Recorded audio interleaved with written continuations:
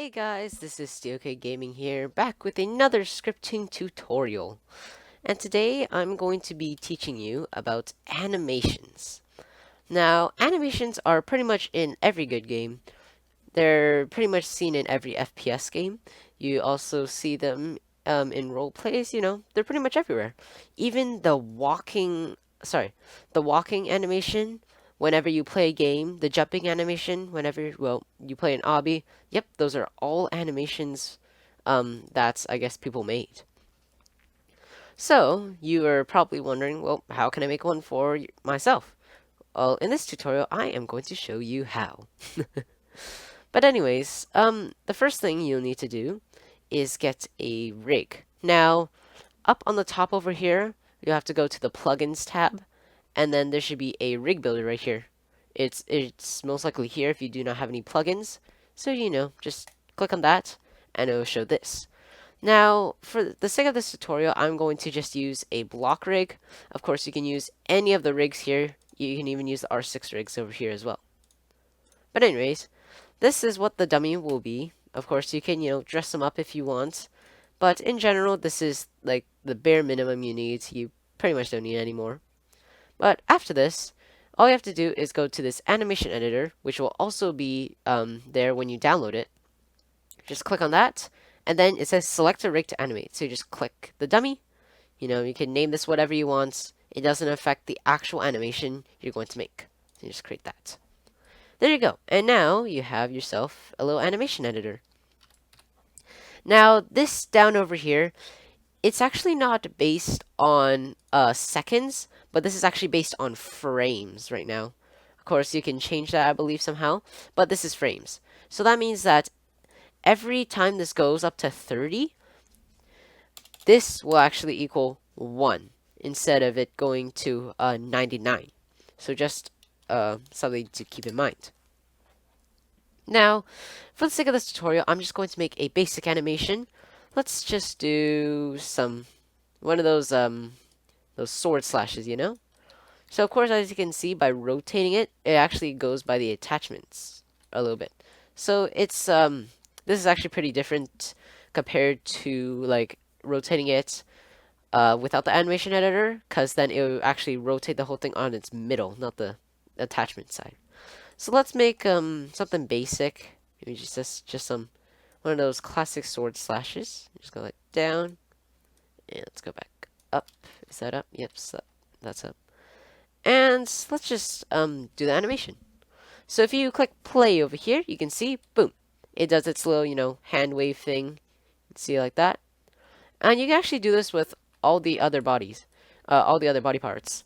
Just know that when you move something like maybe the torso, everything that is connected to it will also move as well, as you can see right here.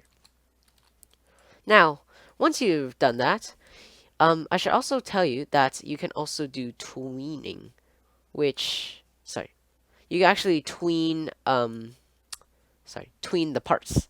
And tweening basically means in betweening, tweening.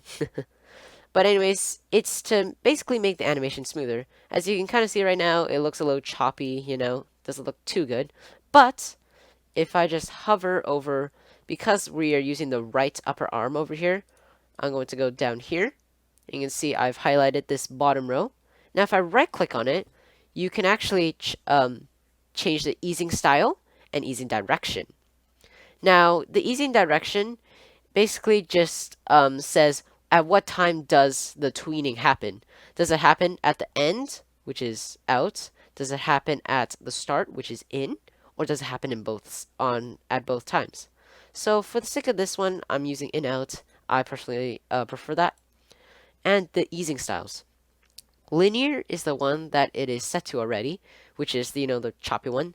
Constants, I forgot. Cubic is kind of softer. So at the end parts or whenever it happens over here, it's gonna slowly slow down so it doesn't go boom boom boom. No, it kind of just it smooths it out pretty much. That's what cubic is. Elastic is more, well, elastic, and bounce, you could probably guess, it kind of bounces at the end or at the start or both. But for the sake of this tutorial, I'm going to do cubic. Oh, my bad.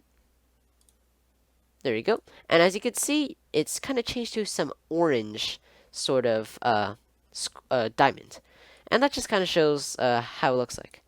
And if we run the animation, you actually see, if you could see that, it kind of goes a little, whoosh, whoosh, and doesn't go all choppy and stuff. And and as you've been watching this video, you're probably wondering what this is. And this is the loop button, which means that in the actual animation, if this is set on, that means this animation will loop forever. You can kind of see right there.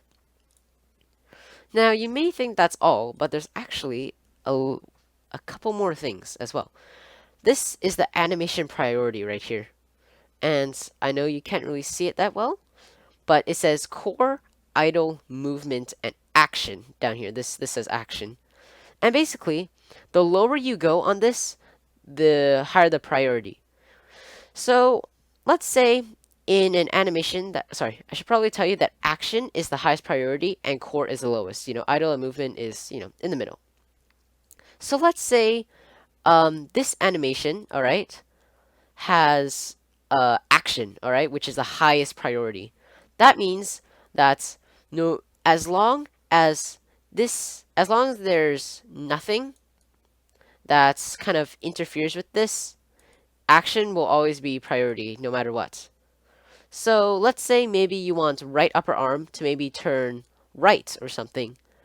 Unless you change this to action, it just won't do it because action takes the highest priority and it just doesn't care whatever else does. So that's pretty much what the action part does. And after that, of course, once you're done doing your little animation, you can give it a little export right over here. And this is basically how you save your animation. So I'm just gonna go to create new and just let's do anim thing. Perfect. Now, of course, you can finish that. And once you're done, do not press OK just yet. This is going to be the key to playing your animation in your game. So I'm just going to go, Control C and just keep that on my clipboard.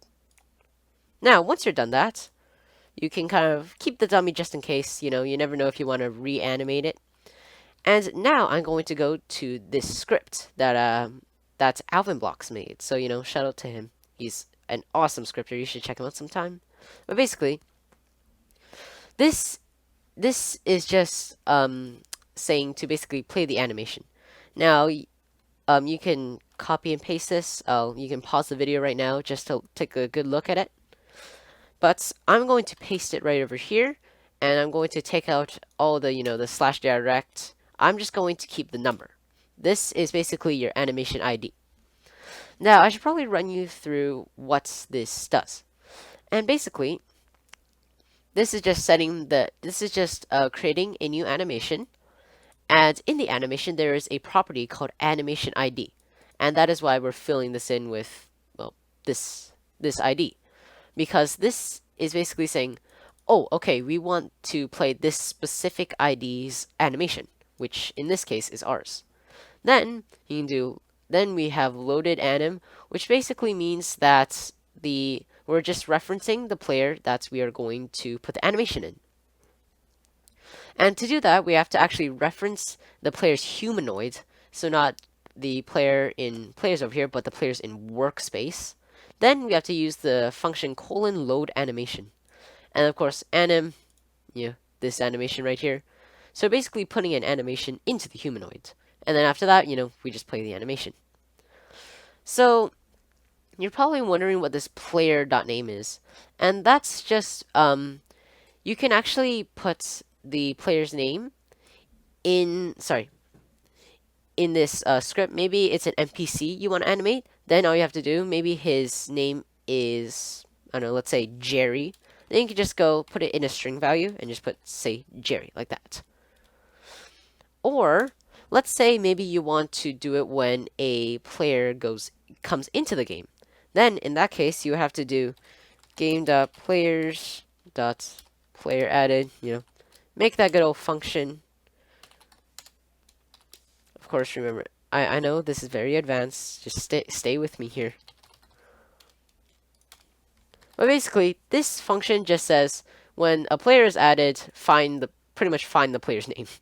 So that's why you might need player.name over here. Oh, my bad. But then you might ask, maybe you don't want it instantly when someone plays a game. Maybe you want it when someone touches a part. Well, then in that case, you could put this script inside the part and use the :touched function, which I believe, yes, which I did a video on before, which is the death block one. But for a quick refresher, it's basically you just reference the parts and then do dot touch. Oh my. Dot touched :connect. You know, function. All the good stuff. All the goodies. And of course, you can just put, hits.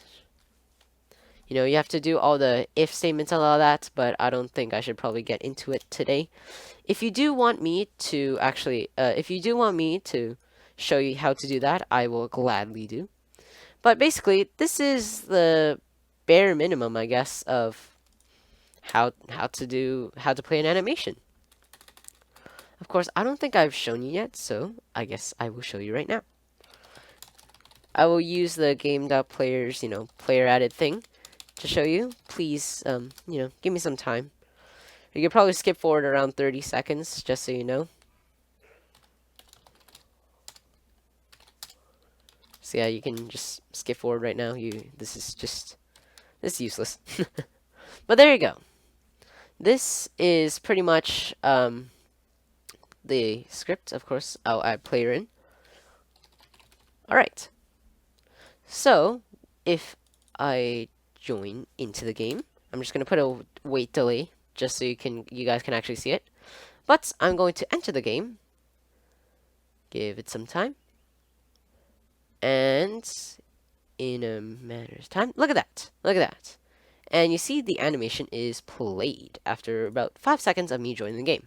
Because, the wait 5, of course, the player, it referenced me, so then it played the animation, all the good stuff.